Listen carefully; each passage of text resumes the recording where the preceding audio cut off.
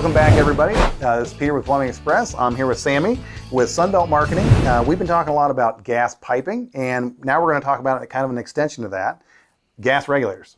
Well, number one, what do I need them for? Yeah, exactly. Well, you need a gas regulator, and when you have a system that is a 1/2 inch PSI or 14 inches of water column, a gas regulator, a line or medium pressure gas regulator is required to, it's pretty obvious, to regulate the gas flow. Sure. So you'll start from a 1/2 PSI, 14 inches of water column, and that typically may be too much for an appliance in the home. So you reduce that pressure down by regulating it with these lovely pieces of equipment. Gotcha. And, guys, if you're not sure what we're talking about with that, each piece of gas equipment, so it doesn't matter if it's a range, a grill, a water heater, pool heater, anything, is going to give a range of pressures that it works with. Now, if you exceed that pressure, you're going to have a problem. But on the other hand, if you drop below that, you're going to have an issue as well. So the nice thing that these regulators allow us to do is they could allow us just to elevate it a little bit. Maybe we're going to be just a little bit over 14 inches. It's going to give us a little bit more pressure going out there, which is going to help us with making sure that the actual appliance is adequately provided with the right gas that it needs. But on the flip side, we could also run an elevated pressure system in a house. We do a lot of that here in Florida. We have the ability with a lot of new gas piping that's out there to have 2-pound systems actually feeding into the house. It allows us to change the way the system is broken up inside the house as far as running different size pipes. But as you brought up, Sammy, I can't run 2 pounds to an appliance. Right. So I've got to drop it down, and that would be a great place where I would use one of these, right? So these are what we call line regulators, right? So why call them line regulators? Well, it can be installed in the line. So in some applications, you could actually go from 2-inch down to a 2 pounds. 2 pounds. 2 pounds. Excuse me, 2 pounds to a set. Like a working pressure of 7 inches throughout. Yes, 7 inches of water column for the entire home. Right. And all the products can work off of that. Sure. But if you need to have from 14 to maybe a higher water column, right, you can use that, and then further down the line you could put in an appliance regulator. And that's where we get to these, right? That's where we get here. Okay. Yeah, absolutely. So before we jump off the line, and I know that we talked about these being line regulators, but hey, the truth is these can be appliance regulators as well. We use these all the time. We're talking about bigger items normally, so pool heaters, some of our tankless heaters that we install, so whether it be a Noritz, a Navien, whatever it might look like, they call for a good amount of gas flow. We've got to have a product that delivers that. Something small like this is not going to cut it. No, it's not, won't do the job. I've got to have something like this that's actually going to provide more gas flow to it. It's not really about the pressure going to it. Right. It's really about the flow that it allows to get to it as well. So, yes, these can be line, but actually these also can be appliance regulators as well. But let's talk about... It could be pool heaters. Yeah. It could be, fire pits, whatever it might be. Exactly. If you're going to have it regulated at the appliance, basically. Well, and so, I know we talked about these being appliance regulators being able to be used as appliance regulators, but you kind of hit on something there. You talk about fire pits, gas fire bowls that we have, even grill, not so much grills a lot of times, but ranges and stuff like that. So sometimes you might actually even have maybe only 7 or 8 inches going to it. But when you have those items like that, you want a real steady flow.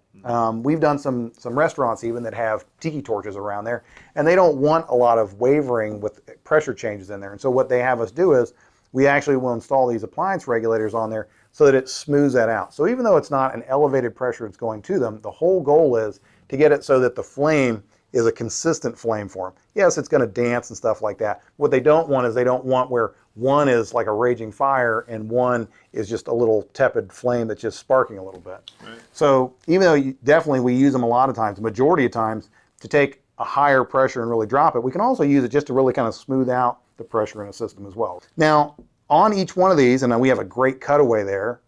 Love that thing. I think I might just have to take this away and keep this here so we can do it for teaching purposes. But it's a great cutaway for us that you get the chance to see inside the regulator and how it works. But pretty much, the basics of any regulator is you have a spring that's pressing against the diaphragm, and that is what's going to actually cause the pressure to be dropped because the pressure has to push against the weight of the spring. Exactly. And that's going to actually cause it to let less pressure through, right? Yeah. And we do have the ability to kind of dial that in. I know these have the green caps on the top and stuff like that.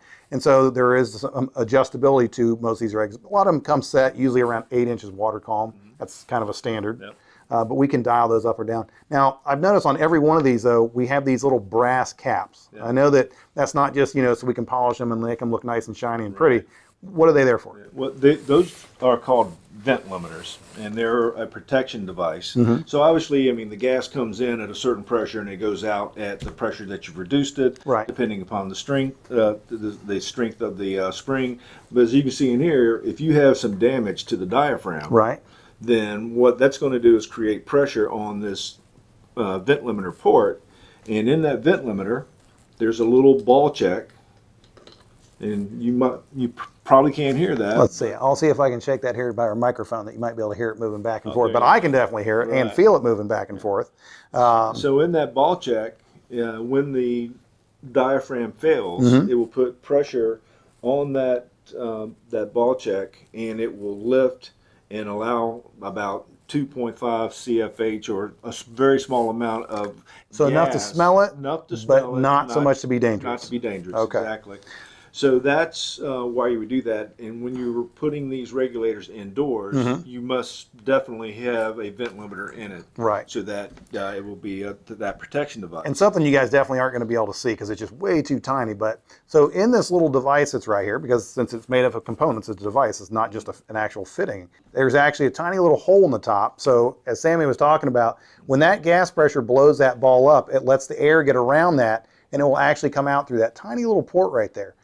And that's really an important thing for, I think, everybody to realize is, if you have a gas regulator, so if you have something like this anywhere in your house or on the exterior of your house, and you notice that you are getting some smell, we definitely want you to contact a plumber. It's something that needs to be looked at. Now, they might be able to come out and tell you that, really it's doing what it's supposed to do, because a vent, whether it be a limiter or it be an actual open air vent that's on a regulator, it's there with a purpose. It's there to actually vent off that gas. It could be doing its job and doing it correctly. We have had situations where, we have a regulator like this one, let's say, that is open air, or it could even have the vent limiter on there.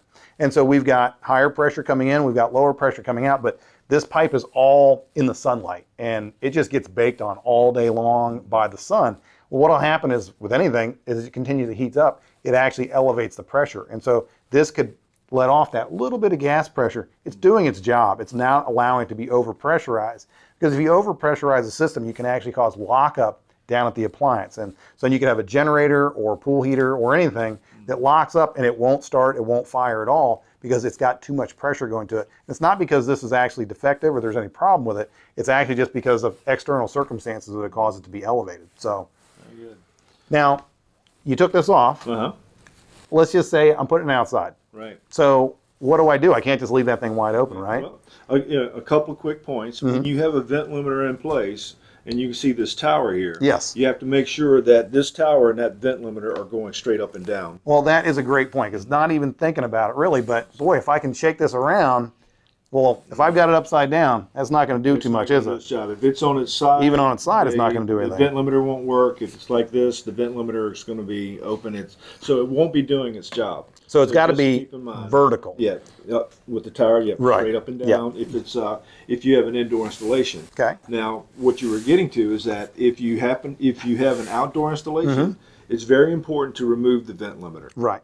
Because with that tiny little hole that's in there, you'd be amazed at how much water can get inside the regulator Right. if it's outside with the sprinkler system or Hey, whatever it might where be. you live here in Florida, we got like that kind of rain that it comes sideways. It's kind of like Forrest Gump. Might come sideways, might come up from underneath sometimes. So I can totally appreciate the fact that, if it's got an opening, water can get in there. So when water does get in it, the water is on the diaphragm, and many times people think that their regulator has failed or Right. it's defective, when actually it's more of an Waterlogged. installation Right. situation.